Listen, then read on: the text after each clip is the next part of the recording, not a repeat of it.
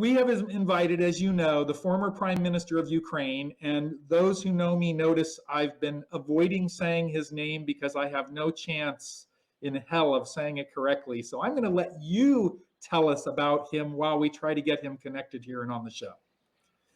Yeah, we're talking about Alexei Goncharuk. That's the first Prime Minister of Ukraine under Vladimir Zelensky.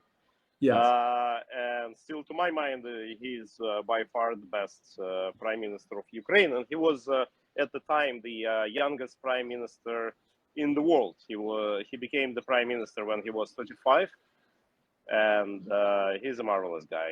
I know him for ages. And he's right now very actively working in Ukraine. He's working with Russians. He is working with Belarus people.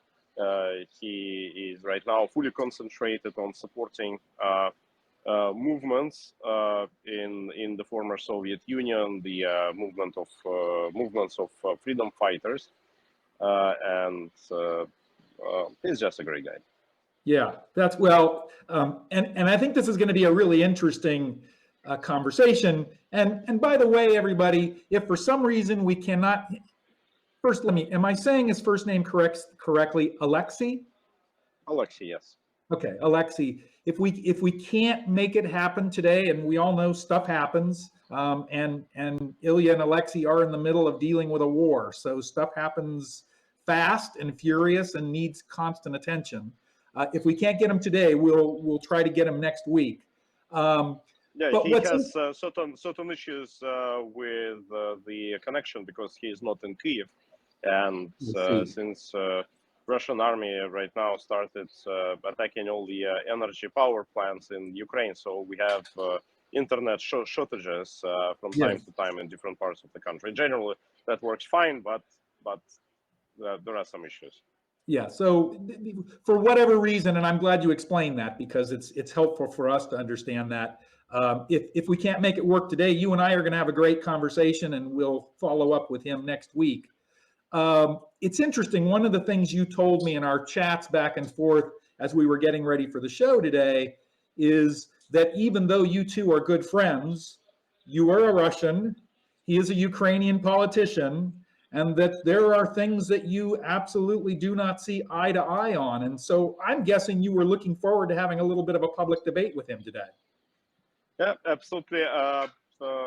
We have very close views to what's going on, but nevertheless, I'm viewing it through the eyes of a Russian politician, and he's viewing that through the eyes of a Ukrainian politician, and that's different. We still have this debate about where the war would end, because the general attitude of Ukrainians, you know, is a very peaceful nation, and it's from one side it's interesting because the historical tradition in Ukraine, it's Kazakhs, and Kazakhs were the world's most famous mercenaries in the Middle Ages.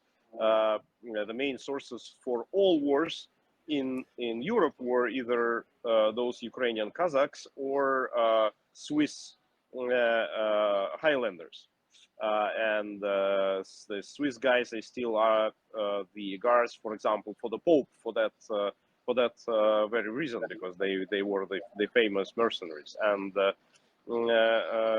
Ukrainians had this this tradition, and that's why actually they are fighting so well against the aggression that is happening right now. That's about the historical tradition. But nevertheless, they never had an organized army which was kind of competing for the land.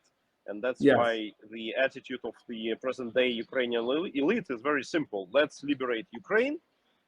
Let's come to the Ukrainian borders.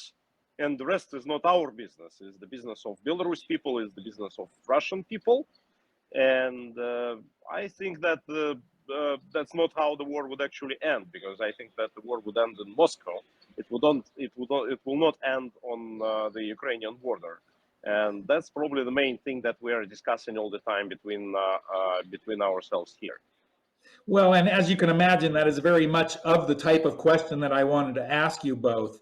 Let's So first of all, let me say, Lucas, if you get Alexei and you know his screen name, let me know so I can invite him on. If you're just joining, we're having some technical problems from inside of Ukraine, so we have not been able to get Alexei here yet. We're hoping he'll still join. If he can't make it today, we'll certainly invite him next week. And I just want to reinforce that he's the former prime minister of Ukraine. We're very honored to have him. And certainly in a war zone, it's understandable that there could be, as Ilya explained, things like internet issues. And obviously we're an online show, so internet is essential. I'm wondering while we're here, Ilya, if you can talk about some of the current stories in the news. For instance, what are your thoughts on the EU's proposed ban on Russian oil imports? I think that it's actually surprisingly good.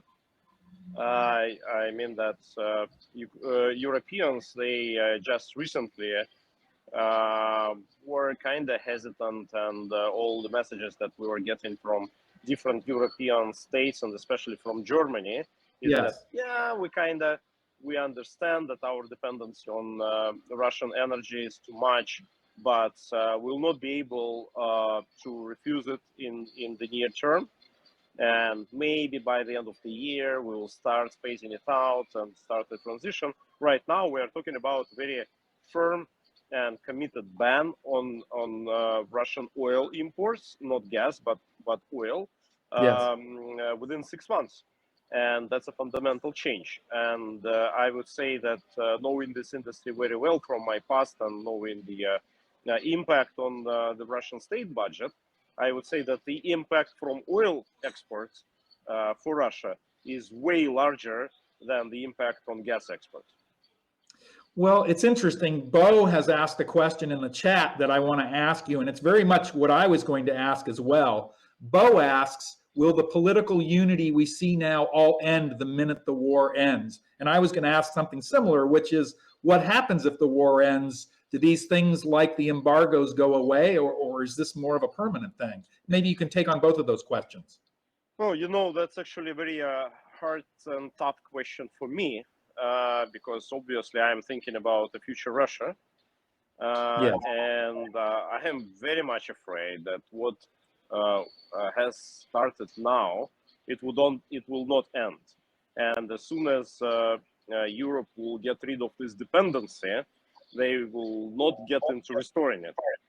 And that limits a lot our financial maneuver in terms of restoring Russia. And I already saw that in 1990s, when I would say relatively progressive government, I have a lot of issues with that government, but nevertheless, they try to do things, they try to make reforms and things like that, but they were extremely constrained financially. The country was in ruins after the collapse of the Soviet Union, and Putin is a lucky bastard. He got to power when the oil prices went up, and he received an enormous financial wealth at his personal disposal. And that helped him to solidify the power, and that helped him to become really popular, because Russians started to see him as the guy who actually can do things, and who started to pay pensions, to increase salaries, to restore well-being, so to say. Yes. And still, obviously, for people who are very familiar with how economy works, it's obvious that he was stealing way more than he was actually spending for people. And that's a huge problem. Russia could be right now a really prosperous state, and the democratic state, and the state which works in the benefit of all people. But nevertheless, even those leftovers that remained after Putin and his cronies actually consumed that pie for themselves, even those leftovers were enough for Russians to feel like, oh, at least something is positive is happening. Yeah, even the crumbs were enough wealth to make the people happy. Right. And I see that Bill is asking that he meant more about Ukraine, and yes. That's another question. I don't think that the unity within Ukraine would actually stay, and we are in the shows of our TV channel February's morning that we are running here in Ukraine. We're discussing this a lot. And to my mind, obviously, Ukrainian elites would start fighting with each other the really next moment after the war is over. And Ivan was saying that, to my mind, the best scenario for Zelensky would be the one of Winston Churchill when he won the war and was replaced with somebody else who was in charge of restoration of economy. But Churchill remained as the greatest prime minister of all times who actually won that war. And I think that for Zelensky is actually the very best scenario. But I don't think that that would actually happen. I think that Zelensky would immediately try to be re-elected. He obviously will be re-elected because he is right now extraordinary popular. Ukrainians, Yes. they always split and they never solidify themselves behind one leader, one hetman. It's a tradition. They always split the power. Yes. But he would be re-elected, and then his popularity would start to slip inevitably. And as a politician, as for his heritage, I think that that's not so good. But most likely that would actually happen. So we actually have a question here from our audience member, Big Fan, who we love because he's a big fan. And it's interesting because it dovetails with something I wanted to ask you. I want to go back to something you said a minute or so ago that made me understand, I think for the first time, that even given the situation you're in today, where you're in Ukraine and supporting Ukraine, your goal is to go back and be part of a successful, progressive Russian government. Do I understand that right? No. Okay. My ambition is to go back to Russia and form the government, Oh. not being part of it. All right. Well, I'm glad we put that on the table because that's really very helpful. Because we never explicitly got into that before, and I think it's really useful for us to hear that, to understand where you're coming from and your point of view. But it also, frankly, hearing you say that, I think gives us hope for a world with a much better relationship with Russia for the future. I think, other than perhaps Mr. Putin and some in Russia who support him, I'm guessing that's what most people in the world would like to see. No, definitely. Because you see Russian opposition, obviously, and that's normal. It's is divided into several political groups. And one group which is most visible in the West, but which is, I would say, in Russia, way more unpopular than Putin is so-called liberals. They more not liberals but neoliberals in the modern political terms, and they basically trace themselves from Yeltsin times, which are extremely unpopular in Russia. Yes. And that's why those people are also pretty much unpopular. As much as I like personally people like Boris Nemtsov, for example, who was assassinated by Putin's cronies, it's most likely with the nod of Putin himself. But in Russia, his negative approval was like 90-95%, because he was very much associated with the most brutal and painful neoliberal reforms of 90s. And even people like Alexei Navalny, who is very popular among youngsters, among the new generation of Russians, among the elders, among the older part of the population, he is very unpopular because people do afraid that he would lead them back to 90s as well. Yes. And that's what our debate with the other members of Russian opposition is all about all the time. As I say that we need to present Russians with a dream of future, with a positive dream, with a vision that they would actually share. And currently, all such inclinations of Russians, they definitely want social justice, social well-being. They care mostly about schools working, about healthcare, about quality of roads, about low unemployment, that kind of things. And obviously, liberals, they associated with opposite things. Yes. Both leftists, and I belong to the leftist movement, so I am very internationalist in my beliefs. I believe in power to the people. I believe in the decentralization of power. I believe in grassroots politics, in direct democracy. That's part of my fundamental belief. So I'm more like left libertarian, or people may say as anarcho-communist. That can be, the description of my political views. But that is not very much aligned with the neoliberal approach. From the other side, we have a very powerful nationalist movement, and nationalist movement by itself is also divided into two parts. There are nationalists who are imperialists, and they are loyal to Vladimir Putin because they see in Vladimir Putin the guy who is restoring the Russian Empire. Some of them say it's restoring Soviet Union. Some of them say that he's restoring Russian Empire of Tsar times. And actually, by the way, the old-time Russian aristocracy, the remnants of it, they are very loyal to Vladimir Putin because of that, because they also want the restoration of monarchy. They want restoration of great Russian empire as it was before 1917. But the other part of nationalist movement, which are ethnical nationalists, they're the other way around. They are currently very much supporting Ukraine. They're even fighting for Ukraine. The largest chunk of Russians who are right now fighting on the Ukrainian side with the invaders are Russian nationalists, ethnical nationalists, because they say, okay, we want Russia for Russians, we want Ukraine for Ukrainians, we want Belarus for Belarusians. And that makes us allies, but obviously our view on how the state should be structured after the victory is also different. Yes. Yes. Okay. We're getting a lot of questions from our viewers, and we're going to get to as many of them as we can. I have two more things I want to ask you before we go back to their questions. And one is, again, to go back to something you said. Here in the United States, if someone said on a talk show, which is what we're doing, I want to form a government, we would say, oh, you are declaring yourself as a candidate for something. So I'm going to ask you the obvious question.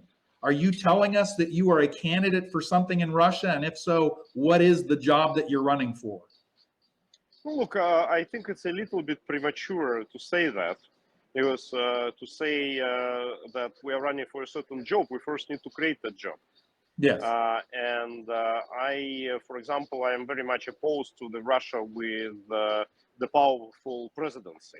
I am very much for parliamentary republic. And again, I'm saying I'm even more inclined towards the direct democracy. So right now, my biggest ambition is to form the new legal constitutional system of new Russia. Most likely it would not be a Russian Federation as we know it now, but nevertheless it would be some Russia and maybe Russian Republic. And to form this constitutional layout, we need to win. So right now, my job is to form a coalition that would be able to win over Vladimir Putin, that would either make elites to rebel against him or lead the popular uprising, which would remove him from the office with the force of our arms, but nevertheless form the new system. And is it safe to say that that work is being done now? I mean, on a daily basis today, so that when the time comes, you're ready? Yeah, my personal approach, I'm really open and frank here. I was thinking that Vladimir Putin is there to stay for another 10 years. Yes. Because there was actually no significant threat for him from within the country. And all the tricks that he was able to do to stay in power, nobody could have prevented him from doing so. And he had enough money to bribe people, to pay them some peanuts, but nevertheless to keep them not happy but satisfied. With the invasion into Ukraine, he actually started a countdown for himself to step down, and most likely he would not be alive very soon. Yes. So now it makes a lot of sense for us to think about what this layout would be after he's gone, and help him to go as soon as possible. All right, Maggie asks a great question, but before we go there, I need you to tell us about your foundation called Bravery, because what I want to make everyone here aware of is there's a button on your screen. It's probably the second from the right near the top of the screen. It either has a dollar sign on it or it says pay host. If it says pay host, I want to assure you that I'm the host with Ilya and we're not being paid. We're raising money for Ilya's foundation. Yeah, we're shaking our heads and saying, no, we're here for the same reason you are. We're committed to seeing a successful outcome of the situation in Ukraine today. But if you hit that button, it looks like this. You can donate $2, you can donate $1,000, you can donate anything in between, and every dollar will have a huge impact. And where the money today is going is to Ilya's foundation called Bravery. And Dr. Dan, thank you for paying for the show. Royce Malley, Thank you very much, guys. Lucy. Thank you very much. Yeah, this is great. Thank you everybody for paying, because it's going to make a huge difference. But we need you to tell us more about your foundation, and then tell us the URL so people can go and read up about it as well after the show. Yes, we are doing a pretty unique thing, what nobody else is doing. Because many people are raising money for Ukraine, and I'm very thankful for everyone who is participating in this. And Ukraine right now is getting a lot of support, and it's really needed in Ukraine. There are humanitarian purposes, there are military purposes, defense purposes, a lot of them. There is a lot of help coming for Ukrainian refugees, and there is certain fundraising networks that are being managed by my friends in the Russian opposition, who are getting money for Russian refugees who left Russia because they couldn't stay Vladimir Putin's power. But to my mind, those people who left Russia are those who resigned from the fight. I want to support those who are fighting. And our primary goal with this Bravery Foundation is to help those who were part of Russian military, who were part of Russian government, who were part of Russian propaganda machine, but who decided to resign and speak publicly that they are against the war. Because by doing this, they're splitting the elites. They are sending the message. They lead by their example. And it's no matter what they have done in the past. What is really important is what they are doing at this very moment, because for them it's extremely risky. When they are doing this, they are being considered as traitors by Vladimir Putin, so they receive criminal prosecution, they receive even physical threats. Some of them we are smuggling out of the country and they're joining our forces here. Some of them we have to pay for their legal defense because they go into jail.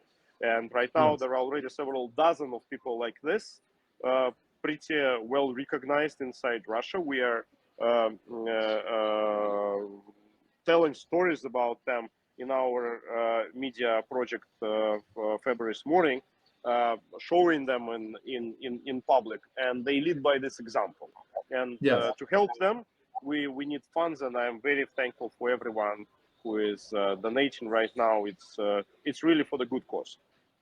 And I also want to make a point. When you click this button and you see that the lowest donation is $2, your $2 makes a huge difference, because $2 in Russia, I think, is a lot more money, or it buys a lot more than you might think here in the United States. So $2 is great. $1,000 is great. But also just doing what you can, and then we're going to get the URL for Ilya's foundation so you can share it with other people as well. Some people would love to support Ilya and his foundation, but they're not here today. Maybe they can't make it to the show on Thursday at 11 a.m. Eastern, but they would still love to support this, because what you're describing is you're actually using this money to pull people out and dismantle the war machine from the inside. And that's really a brilliant, brilliant thing to do. Can you tell us what the URL is? Is there an English language URL that we can go to see more? Right now the easiest thing is to send some donations via PayPal. Okay. And it's very easy to remember. It's info@anticenter.org. Info@anticenter.org. Very easy to remember, and it goes straight into the fund. I am very thankful. Those who want to do it via cryptocurrencies and whatever, you can contact me. I will send you the BTC or USDT or whatever wallets would be convenient for you guys. Well, let me make this easier for you, Ilya. Contact me, and everybody here is going to get an email from me between now and tomorrow, and I will get that information from Ilya and share it back to you. Thank you, everybody who's using the button and making the donation. Now let's get to some of your questions. And I thought Maggie's question was one that I'll bet just about everybody here is asking. Let me flick back here. Maggie asks, if my screen keeps popping away, she asks, and I think everybody is asking the same question, are you not afraid to speak out like you are right now? Guys, I'm already at war, missiles are flying above our heads, right?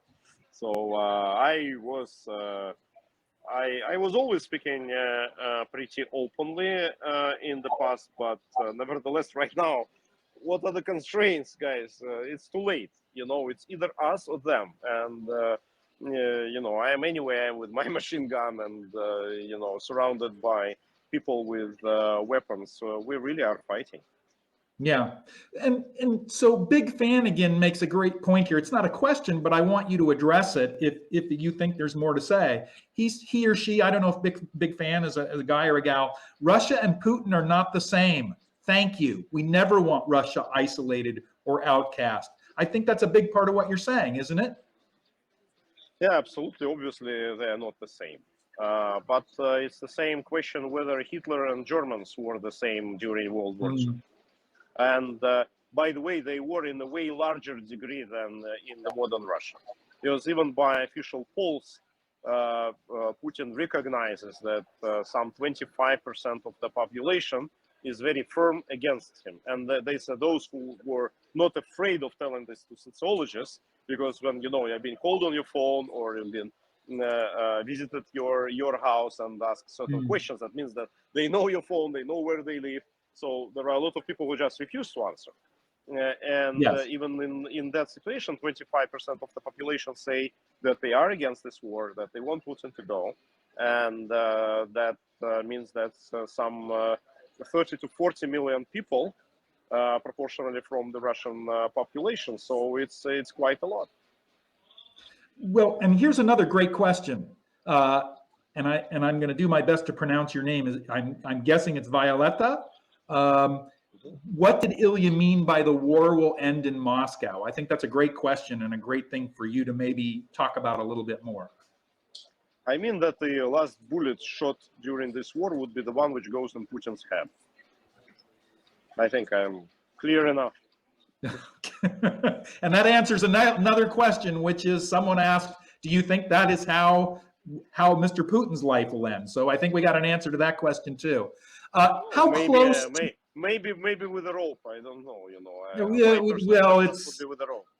I think it's the same outcome. It's just a different mechanism. So, how close to collapse do you think the Russian army is? In terms of military situation, they lost the possibility to advance, but they didn't lose the possibility to fight. So with the dominance of Russian military in the skies, why Ukraine is always asking for the no-fly zone, with the Russian dominance in the skies, it's very hard for Ukraine to stage an offensive. It's hard to concentrate heavy equipment to advance. But nevertheless, they are doomed because they cannot advance. And in the war, it's one or another. You cannot achieve certain balance and stay there forever. And Ukrainians are fighting for their land, and Putin is fighting to conquer some others. And Russians do not understand why we need to do this. They have been fed with the story that they're liberating Ukrainians from some mythical neo-Nazis, but that's not the case. And also, people who are in the front lines, when they're coming back home, they communicate it to their families that it's all false. And that's why the support is starting to deteriorate. It's already visible in the polls that the support for this war is on the rapid decline. And the more economic difficulties we will see, the more rapid the decline will be. So it's always very hard to predict about the timing. But to my mind, it would be extremely hard for Putin to survive another year.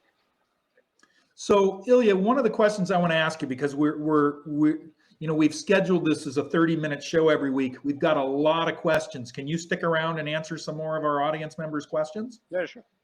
Okay, so Lori has been asking a couple of questions that are of a similar theme. What is life like for civilians today in Russia, and is there a military draft? For civilians in Russia, basically people don't feel that war. They're watching like TV series, and that's what Putin likes to do. Currently, there is a big debate whether there would be a military draft, a mobilization. And I think that would change a lot if Putin would dare to make this mobilization. That would change the attitude, because again, in the same polls, when people are saying this, 74% right now is the official figure of people who support Putin, but among them, 1% is saying that they are ready to fight this war, just 1%. Yeah. And that means if others would start to be drafted, his popular support would decline extremely rapidly. And he understands this. He may be, because he is like a corner threat, so he may decide to go for this, because without it, it's absolutely impossible to conquer anything else in Ukraine. They're stuck. But I don't think that he would dare. That would be another suicidal move for him that would speed up his decline a lot. Let me interject here that we'll keep Ilya as long as he can. He'll answer as many questions as he can. When he has to go, he'll let us know. If you've asked questions previously, feel free to put it back in the chat box, because just like on your screen, they scroll away and it's hard to get to them all. So if you have a burning question you want to ask, feel free to put it back in the chat box just to make it easier for he and I to answer it.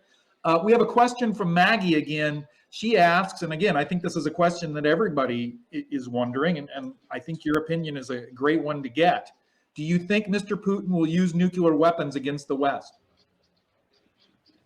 I don't think so, because he would be faced with immediate retaliation. He is, again, to my mind, he is not a crazy man. He is not the guy who is ready to commit suicide. When I'm looking at his lengthy tables, because he is afraid of contracting COVID, that is Yes. not the behavior of a person who is ready to commit suicide. No, Yes. He is not a fanatic. He is a kleptocrat, he is a crook, he is a mobster. But he is not a suicide guy. He made the mistake by invading into Ukraine because he had bad intel. That was an obvious mistake, but that's not because he was fanatically, just at any cost wanting to destroy the country. That's why I don't think he is bluffing. He wants the West to believe that he is crazy and that he is ready to use nukes. He maybe go ahead and make some nuclear exercise somewhere, in the Arctic, to show his readiness and whatever. And he is already like making a test missile launches and whatever. But to use them actually, no, I don't believe that is true. And I think that the United States security force is actually watching the situation extremely closely. And as soon as they would see that Putin is actually preparing for something like this, I think that's when he would be treated like Bin Laden was.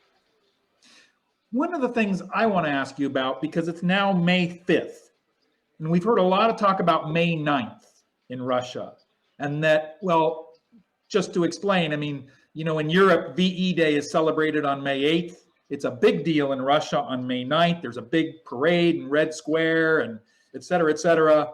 Is this a day that he is looking at and saying, I've got to have something to show my people on that day? Should we expect something from him that day or even in the days leading up to it? No, obviously he is looking for some victory for that day, but I think that because he's controlling all the media, it's pretty easy for him to declare whatever he wants a victory. Yes. You guys probably don't know this, but if somebody is not aware, the former soccer championship has been won by North Korea, because the guys in North Korea said that we actually won it. And North Koreans, they do believe that they won the soccer championship, but they didn't even take part in it because they did not qualify. But nobody learned about this. And that's more or less what's going on in Russia. Obviously, not to that degree. I'm a little bit kidding here, but most likely he would say that he liberated Mariupol, and that was the key victory, and that helps to secure the land corridor between so-called Donetsk and Luhansk People Republics and Crimea. And that's a major victory. And the rest is like technical things, which would be cleaned up within several months or so. But in general, the war is won. And that misinformation, or technically it's actually disinformation, is a huge part of what you're doing with your YouTube channel, February Morning. It's called February Morning to refer to the morning of February 24th and the invasion. Do you want to talk a little bit about what you're doing there so our viewers have a sense of what's going on and the value of it? Yeah, sure. And if you don't mind, let it be the final question. We will continue the next week. Obviously, I am here. I'm not going anywhere. So February's Morning is, yes, it's a media project that we have created immediately after the war has started, and that's the only Russian language media which speaks from within Ukraine. There are several which speak outside Ukraine. There are some in Poland, there are some in Czech Republic, some in London, but we are the only ones who are speaking from within Ukraine. And we are inviting Russian politicians, Russian just activists, Ukrainian politicians, very high profile, to tell people the truth. We're obviously posting some news, and we also have a Telegram channel, which is like information agency, which works 24/7 and is being renewed every 5 minutes in average, about what's going on in the field of war and the general inside Ukraine, and also in Russia, because it's already partisan war which starts in Russia, and people are using Molotov cocktails to burn drafting stations, for example, and police cars, and the cars of those who actually support the war and putting this new swastika Z on their cars. So we also are telling about these events for ordinary Russians, and we have overall audience about 1 million people, so it is significant. All right, we're going to let you go, Ilya.